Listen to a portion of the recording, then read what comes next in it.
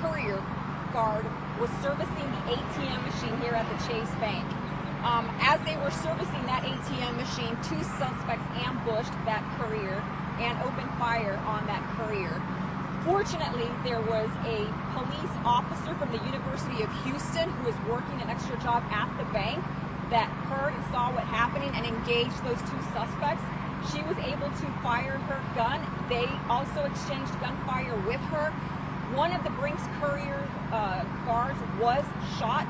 He is being treated at an area hospital, and we also believe that the U of H police officer was able to strike back, and we believe that there's at least one suspect who was wounded by her gunfire. We still have those two suspects on the run. We are actively looking for them. We have vehicle descriptions for them, so we're not going to put that out at this time, but they are on the run. The FBI Violent Crime Task Force is who is investigating this, as any other bank robbery or ATM bank robbery. Major with the Sheriff's Office during her news conference had said that the FBI will be reviewing surveillance video to look for clues. Can you Absolutely, right. So that's part of the investigation, right? We look at surveillance video, surveillance cameras. If anybody who is in this very busy parking lot or intersection has any photos or information they'd like to share, they can please call the FBI at 713-693-5000 and give us any information that they have. This happened in broad daylight on a Friday afternoon. There's a lot of people who are around this area, but again, fortunately, the police officer wasn't hurt.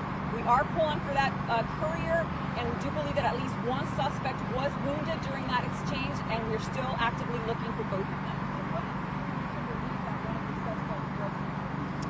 That's just from information that we have from here at the scene. Is the courier armed?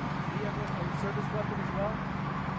I don't know that for a fact, but yes, they are traditionally armed. As you guys know, unfortunately, there was another very active exchange of gunfire in a very busy intersection a few weeks ago. Fortunately, we've got 3 of those people in custody.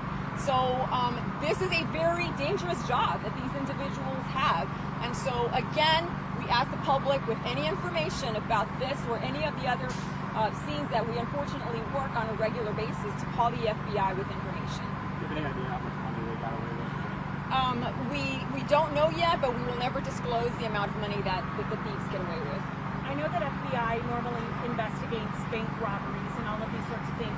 You touched a little bit about how bold and brazen this is. It's in a shopping center, Christina. Yeah. But can you talk to me a little bit about the great teamwork that comes with the FBI on this? Because, I mean, clearly Houstonians are sick of this crime.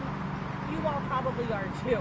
Absolutely. I mean, listen, we work in these communities, we play, and our families live in these communities. So this affects the FBI team and the law enforcement teams as much as it does everybody else, correct? The FBI Violent Crime Task Force is that. It's a task force. So we have the fortune of having HPD officers on that task force, as well as Harris County Sheriff's Office deputies on that task force, and FBI agents. We have seen these people, they're very brazen.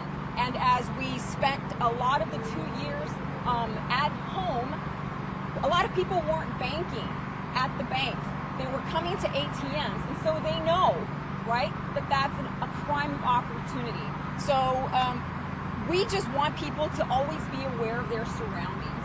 We don't want you to be paralyzed with fear, but we want you to be alert. We want you to be able to protect yourself. We want you to avoid becoming a victim, but if you do witness something, we want you to be good witnesses to these crimes so that you can provide this information to law enforcement. Okay? All right, thanks guys.